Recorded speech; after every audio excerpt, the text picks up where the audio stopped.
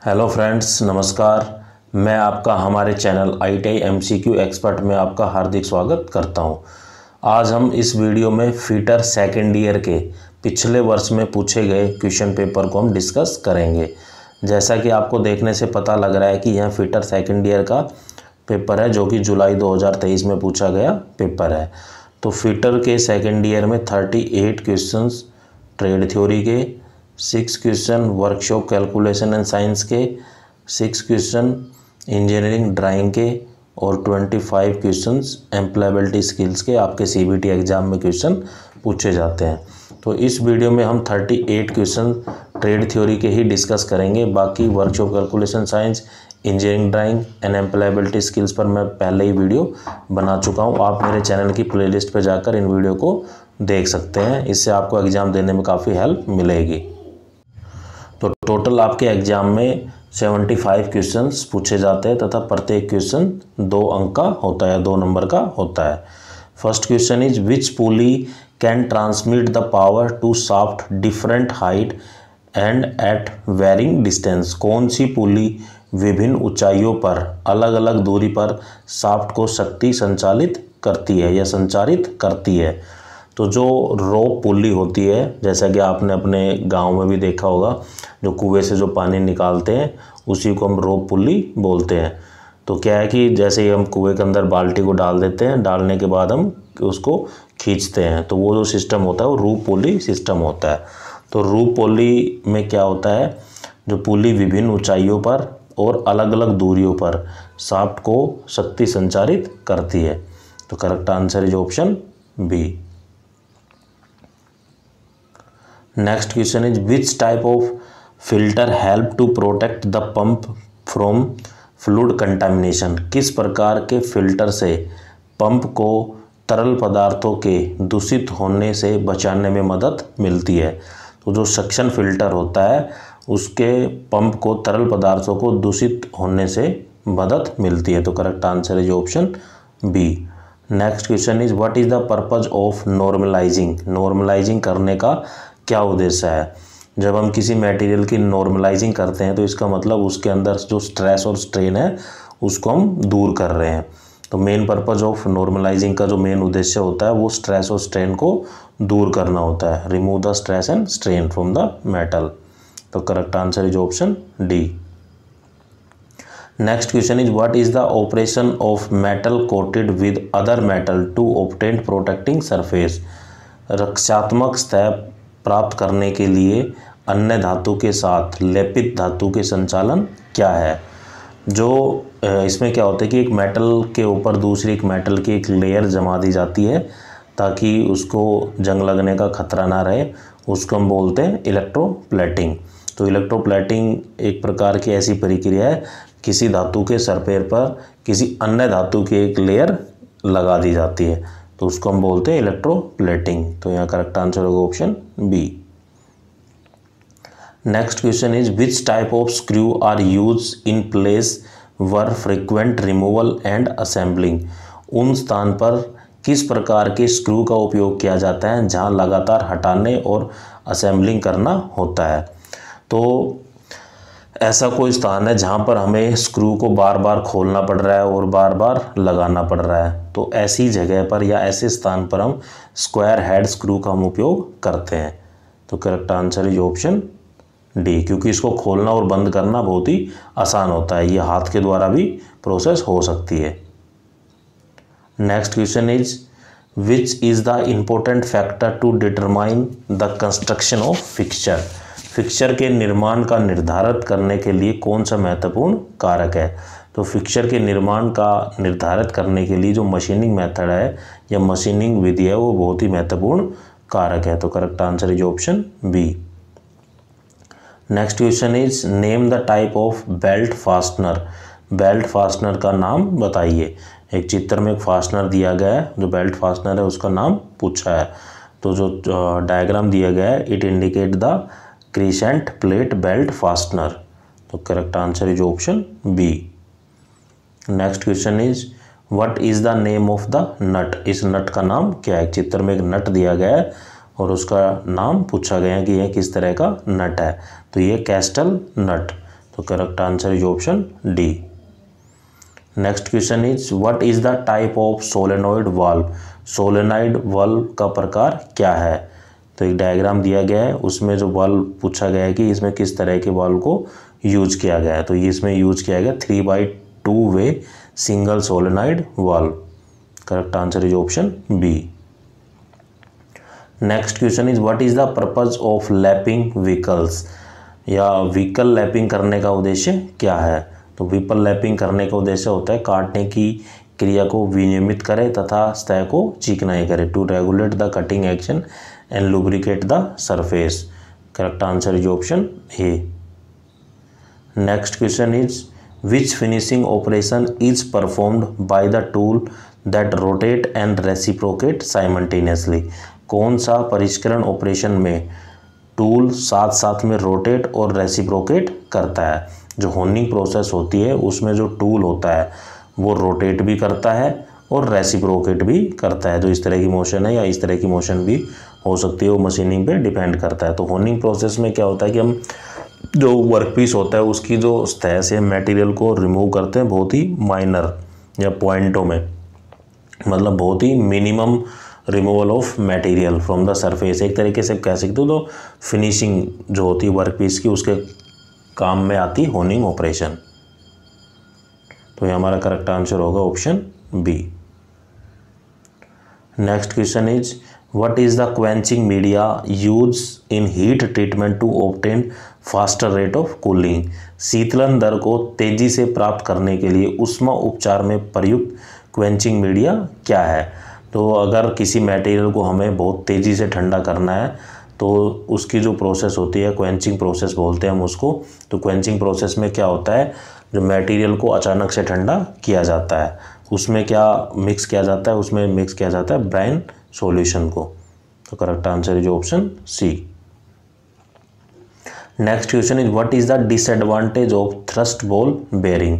Thrust ball bearing का जो नुकसान है वो क्या है। इसका नुकसान है can not take the horizontal and thrust. जो थ्रस्ट बॉल बेयरिंग है उसका नुकसान होता है कि वो क्षैतिज एंड थ्रस्ट को नहीं ले जा सकता। जो मेन पर्पज होता है थ्रस्ट बॉल बेयरिंग का वो होता है to reduce the rotational friction and support the radial and axial load. केवल जो एक्सियल लोड होता है या उसको सपोर्ट करता है और रेडियल जो लोड होता है उसको सपोर्ट करता है, और जो फ्रिक्शन होता है जो रोटेशनल की वजह से जो घर्षण हो रहा है उसको वो कम करता है। तो correct answer is option A. Next question is which chain drive provide noiseless and uniform drive. कौन सा चेन ड्राइव शांत और यूनिफॉर्म ड्राइव प्रदान करता है। जो टूथड चेन ड्राइव सिस्टम है वो बहुत ही नॉइजलेस और यूनिफॉर्म ड्राइव सिस्टम प्रदान करता है। तो correct answer is option A. Next question is what is the file for lock repair and filing hard notches in key. तांबे या ताले की मरम्मत और चाबियों में हार्ड नोच की फाइलिंग करने के लिए किस फाइल का उपयोग किया जाता है। तांबे या ताले की जो मरम्मत और चाबियों में जो हार्ड नोच की जो फाइलिंग की जाती है वो की जाती है वार्डिंग फाइल द्वारा। तो correct answer is option B. Next question is which pressure valve is read through pressure gauge. Pressure gauge के माध्यम से किस दबाव मान को पढ़ा जाता है। तो प्रेशर गेज की सहायता से हम गेज के प्रेशर को पढ़ते हैं कि उस गेज में कितना प्रेशर है। तो correct answer is option A. Next question is what is the name of valve. इस वाल्व का नाम क्या है। एक चित्र में एक वाल्व दिया गया है उसका नाम क्या है। तो उसमें क्या है 5 पोर्ट एंड 2 पोजीशन वाल्व है। 5 port 2 position valve. Correct answer is option B. Next question is what is the name of limit gauge. इस लिमिट गेज का नाम क्या है। जो चित्र में लिमिट गेज दिखाया गया है उसका नाम है progressive plug gauge. Correct answer is option B. Next question is what is the name of crane. Crane का नाम क्या है। चित्र में एक क्रेन दिखाई गई है तो इस तरह की जो क्रेन होती है उसको हम बोलते हैं गैंट्री क्रेन। तो correct answer is option B. Next question is which system get compress air as a energy input. कौन सी प्रणाली में ऊर्जा इनपुट के रूप में संपीड़न हवा या कंप्रेस एयर का इस्तेमाल किया जाता है। जो न्यूमेटिक सिस्टम होता है उसमें हम क्या है एयर को एज ए फ्लूइड यूज करते हैं, हाइड्रोलिक सिस्टम में हम ऑयल को यूज करते हैं। तो यहाँ हमसे केवल न्यूमेटिक सिस्टम पूछा गया है, तो न्यूमेटिक सिस्टम में जो compress air as a fluid use की जाती है। तो correct answer is option D. Next question is what is the name of part marked as X in double acting cylinder. Double acting cylinder में X के रूप में चिन्हित भाग क्या है। तो जो डबल एक्टिंग सिलेंडर है उसमें ये पूछा गया है कि जो एक्स है वो किसको इंडिकेट कर रहा है। तो X indicate the piston road. Correct answer is option A. Next question is what is the name of the symbol. इस प्रतीक का नाम क्या है। तो चित्र में एक दिखाया गया है, इसका नाम है single acting cylinder with spring. तो सिंगल एक्टिंग सिलेंडर है और विद द स्प्रिंग के साथ में। तो correct answer is option C. Next question is which formula is use to calculate the pressure. Pressure की गणना करने के लिए किस सूत्र का उपयोग किया जाता है। जैसा कि हम जानते हैं कि जो प्रेशर होता है वो होता है फोर्स पर यूनिट एरिया। तो दबाव होता है बल बटा एरिया या क्षेत्रफल। तो correct answer is option B. Next question is which bearing material is use in connecting rod and electrical motor. Connecting rod और इलेक्ट्रिकल मोटर में कौन सी बेयरिंग सामग्री का उपयोग किया जाता है। तो कनेक्टिंग रोड और इलेक्ट्रिकल मोटर में जो बेयरिंग यूज करते हैं वो बेयरिंग के का जो मटेरियल हम यूज करते हैं वो होता है copper lead alloy, copper lead मिश्रित धातु। तो correct answer is option A. Next question is which cause is more than 90% of hydraulic system failure. 90% से अधिक हाइड्रोलिक प्रणाली की विफलता का क्या कारण बनता है। जो कंटामिनेशन होता है, जो दूषित चीज़ होती है वो हाइड्रोलिक फ्लूइड में क्या हो मिक्स हो जाती है, उसकी वजह से जो हाइड्रोलिक सिस्टम का जो फेलियर होता है। तो contamination due to the contamination of the hydraulic fluid more than 90% of hydraulic system will be failure. Correct answer is option B. Next question is where helical gear are use. Helical gear कहाँ उपयोग किए जाते हैं। तो helical gear ज़्यादातर हम automobile vehicles में हम यूज करते हैं। तो correct answer is option C. Next question is how to adjust the tension of the belt between the two fix pulley. दो फिक्स पुल्ली के बीच बेल्ट के तनाव को कैसे समायोजित करते हैं। जो दो पुल्ली होती है, एक होती है ड्राइव सिस्टम, एक होता है ड्रीवन सिस्टम। तो जो हम बेल्ट यूज़ करते हैं, मान लो अगर डायरेक्ट ओपन बेल्ट यूज़ कर रहे हैं, क्रॉस बेल्ट भी ओपन यूज हो रहे हैं, तो इनके अंदर जो बेल्ट है उसमें टेंशन रहे, एकदम तनाव रहे। तो उसके लिए हम क्या यूज़ करते हैं, दो पुलियों के बीच में एक छोटी पुली को और लगा देते हैं ताकि इसके अंदर क्या है कि टेंशन ज़्यादा से ज़्यादा रहे। तो by fixing the idler pulley का इस्तेमाल करके हम जो बेल्ट सिस्टम है टू फिक्स पुली के बीच में उसको टेंशन को प्रोवाइड कराते हैं। तो correct answer is option C. Next question is what is marked as X. X के रूप में चिन्हित भाग क्या है। एक चित्र दिया गया है, उसमें पूछा गया है कि जो एक्स है वो किसको इंडिकेट कर रहा है। तो एक्स इंडिकेट द की, ये क्या है, की है। Next question is what is the operation performed before geometrical test on the machines. Machine पर ज्यामितीय परीक्षण से पहले किया जाने वाला ऑपरेशन क्या है। किसी भी मशीन को जब हम वर्कशॉप में सबसे पहले लगाया जाता है तो उसके ऊपर सर कोई ऑपरेशन नहीं की जाती, पहले उसको फिट किया जाता है। तो फिट करने के लिए सबसे पहले हम क्या करते हैं, उसकी लेवलिंग करते हैं, उस सरफेस की लेवलिंग की जाती है जहाँ पे उस मशीन को रखा जाना है। तो correct answer is option C, levelling. Next question is what is the part marked as X. X के रूप में चिन्हित भाग क्या है। एक चित्र दिया गया है, उसमें एक्स क्या है, वो है लूज पुली। तो X indicate the loose pulley. Next question is which device is pneumatics is use for converting the pressure energy of compress air into the mechanical energy. तो किस डिवाइस या कौन सा न्यूमेटिक डिवाइस होता है जो pressure energy को किस में, मैकेनिकल एनर्जी में बदल देता है। तो जो न्यूमेटिक एक्चुएटर होता है is mainly used to convert the pressure energy of the compressed air into the mechanical energy. तो correct answer is option C. Next question is which copper is extensively used in electrical cables and appliances विद्युत केबलों और उपकरणों में तांबे के बड़े पैमाने पर उपयोग क्यों किया जाता है? तो ज़्यादातर जो जितनी भी हमारी इलेक्ट्रिकल इक्विपमेंट है या केबल होती है या अप्लायंसेज होते हैं, ज़्यादातर क्या हम कॉपर वायर्स का यूज करते हैं, क्योंकि copper is a good conductor of heat and electricity. तो correct answer is option B. Next question is which type of bearing metal is self lubricating? किस प्रकार के बेयरिंग धातु में स्वयं से स्नेह होता है?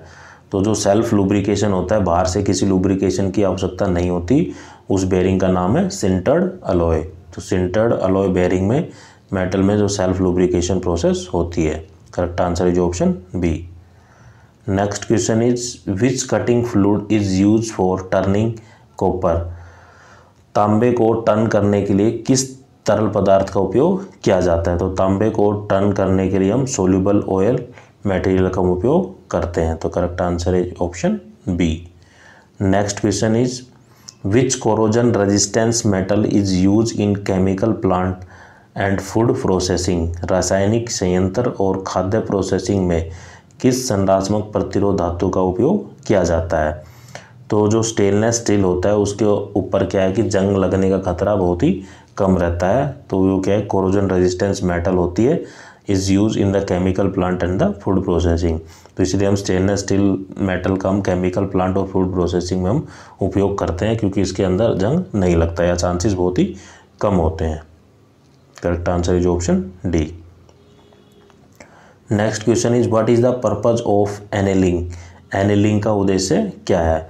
तो मेन पर्पज होता है एनेलिंग का किसी भी मटेरियल पर करने का कि उस मेटल को सॉफ्ट करना है, उस मेटल को नरम करना। तो एनेलिंग का उद्देश्य होता है टू सॉफ्ट द स्टील, या स्टील को नरम करने के लिए काम में आती है। तो correct answer is option D.